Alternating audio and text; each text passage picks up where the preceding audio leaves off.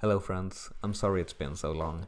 This is the first Marquetry piece I've made during the 1 year of art studies I'm attending, and in this video I'll go through the whole process from drawing to being ready for mounting in a cabinet. I began with this dark and lively veneer to represent a night sky in the far background, and cut it to length.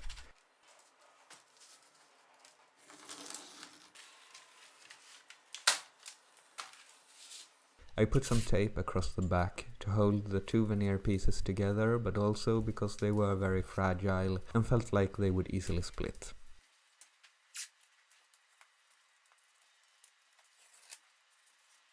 With some parchment paper taped to one edge of the drawing, I then began the tracing process to have a transparent copy of the image.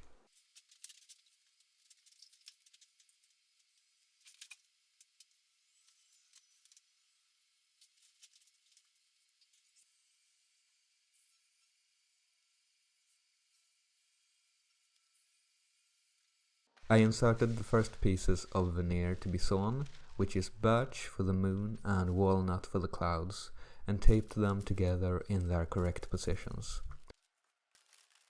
This was followed by a graphite paper, and by tracing the image yet again it was transferred to the veneers, but only the lines where these two elements, the moon and cloud, intersect. This is very important and a way of thinking that took quite a long time to internalize.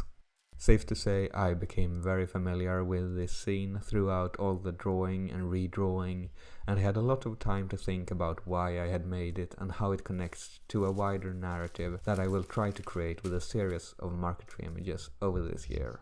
Then I could start sawing. This is my foot-powered scroll saw that I built for this project, in order to be able to learn double bevel marquetry without the noise of an electric scroll saw.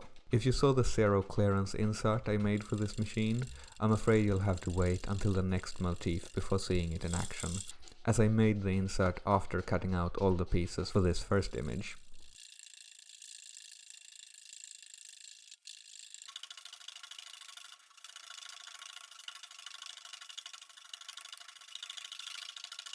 Here, as I exit the cut, you can see the negative of the cloud cut out of the birch, the cloud fitting into that space, and another piece, a thick paper.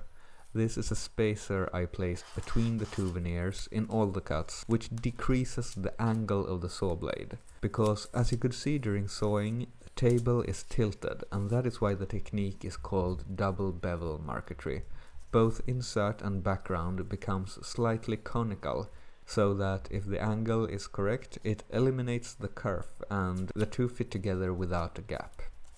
I looked up a mathematical formula for calculating this angle, but in the end I had to just do test pieces and dial it in by trial and error. I don't know if that is because the spacer paper compressed or what, but the theoretical number didn't match reality for me, so doing test pieces is the only advice I can give on that. After the clouds had been inlaid into the moon, I could draw their collective outline and inlay that assembly into the sky.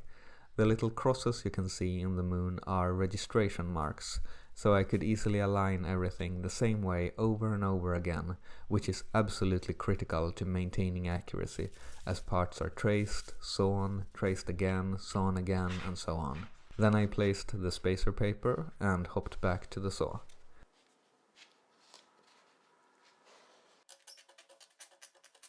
I tore out a chunk of the fragile dark veneer here, but luckily it was in a section that will get removed later when I cut in the castle silhouette.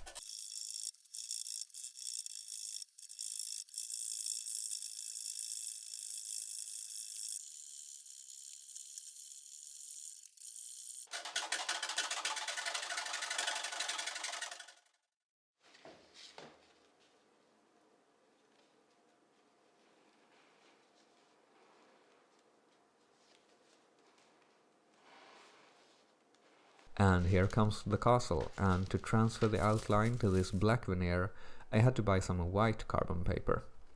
The black wood is dyed beech, and the only dyed color in the image. Everything else will be natural. Naturally, black wood does of course exist, but I don't want to use any endangered species. Here I tried to follow the line with a metal scribing tool instead of a pencil, with the point slightly rounded to not cut the paper. It gave a much finer and more visible line than the pencil.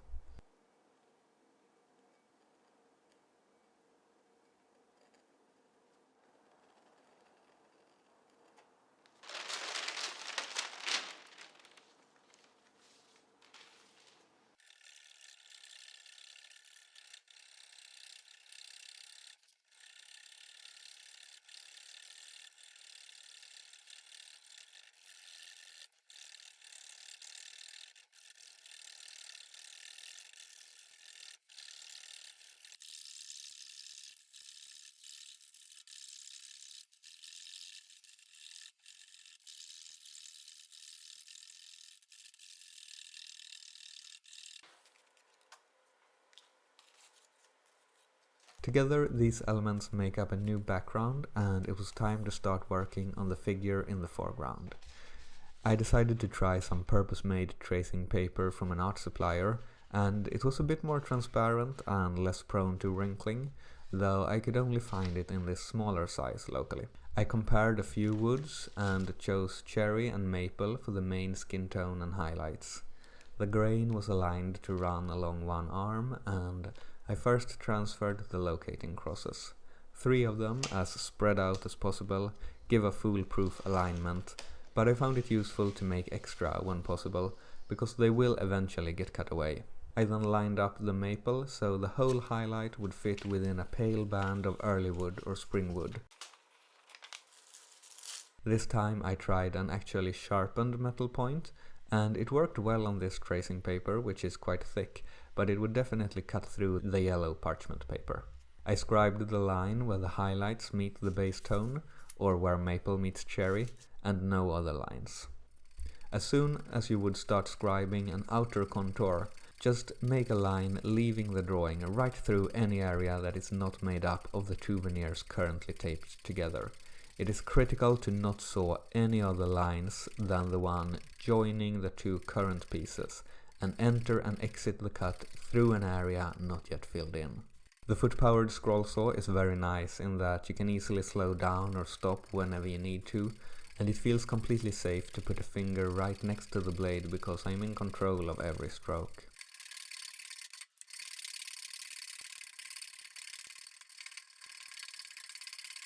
I chose walnut for the character's dress, and I was quite pleased with how the grain sort of suggests folds in the fabric. You'll be able to agree or disagree on that in a moment. On walnut, I got a clearer line by tracing with pencil again. The super thin line left by the metal tools was hard to see on the darker wood. The whole packet is always taped together in several places, so nothing moves throughout the saw cut.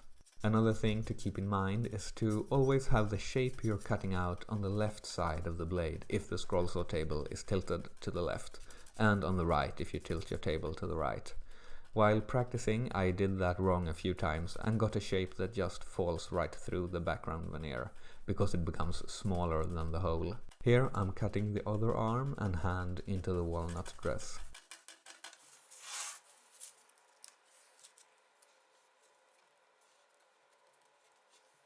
And this is a sub-assembly of the hair, some unknown wood with flowing grain inserted into maple highlights. Doing this as a sub-assembly seemed easier than maneuvering the entire figure, by this time quite fragile, around the blade for each highlight. The hair was then sawn as a whole into the rest. My character is starting to be quite the mess of masking tape, and still I can't saw the contour. It's very much a matter of trusting the process. Scarier and scarier the more time I put into it. Occasionally very small pieces didn't go in with finger pressure alone, so I used the metal scribing tool to focus the pressure on them. I then had a peek on the backside, where a mirror image of the motif is starting to take shape, though not exactly because of the blade tilt slightly changing the shape of the parts, so the precise final look was still a secret to me. The black dyed beach makes a return here as a shadow, grounding the character in the scene. This cut will go through a lot of small pieces with varying grain direction, so to stabilize them I put another layer of tape on the backside, sandwiching all the parts between tape. Nothing is glued at this stage, so things can still easily start to come apart. The foot power aspect of this saw, as opposed to just cutting things out with a handheld fret saw, makes it so I can move the workpiece around with both hands. Not required, but as a beginner at this, I'm glad to have both hands free. The foot movement quickly became muscle memory and took no focus at all.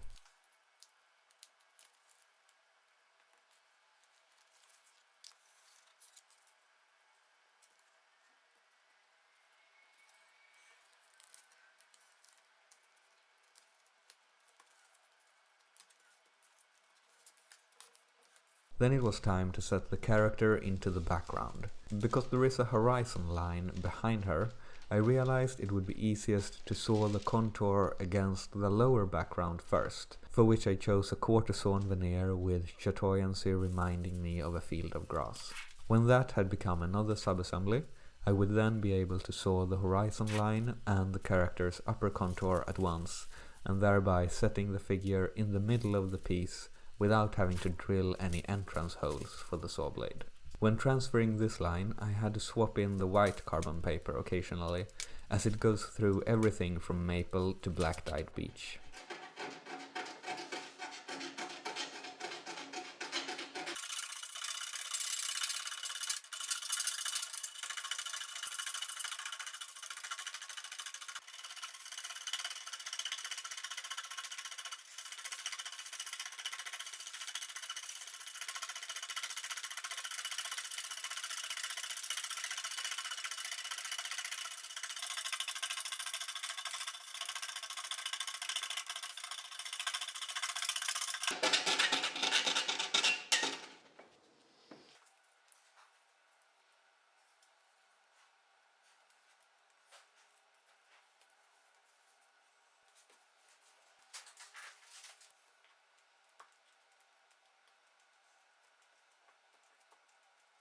Before sawing the horizon line and joining the sky to the image, I cut in a few flowers in the foreground, while the assembly was still relatively easy to manage.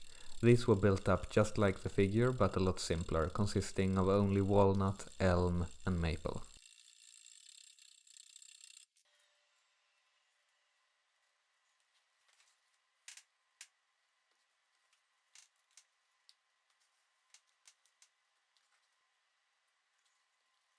And as the very last line, I could transfer the horizon and the last of the character's contour.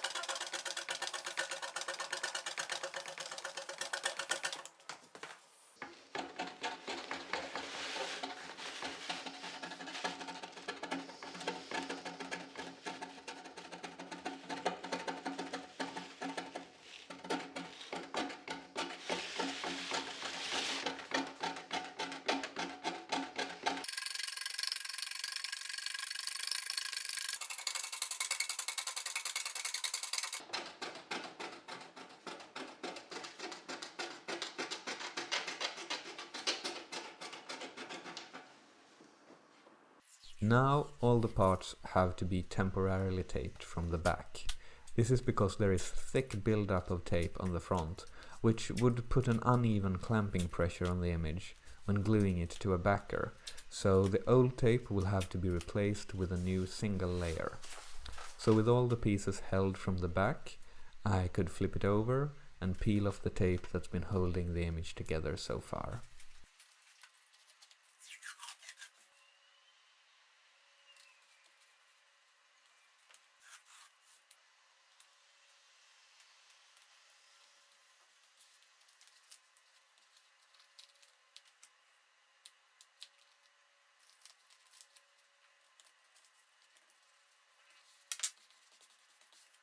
And then of course I had to remove the tape from the back again, as that's where the glue will go.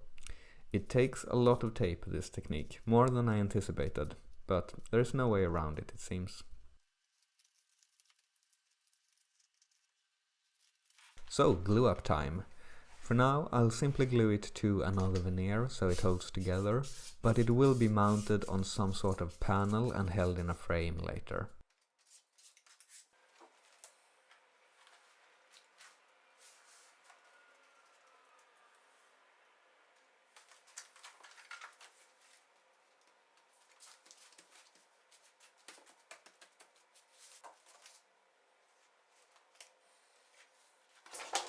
For clamping pressure, I used this little cabinet that is surprisingly heavy, and then loaded it up with everything heavy I had, including my small press and a bucket of water.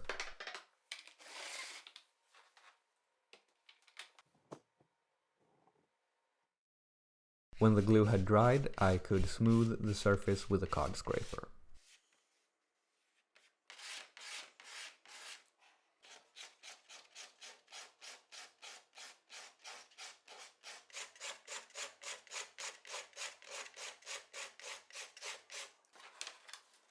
And finally, the excess backer veneer was cut off.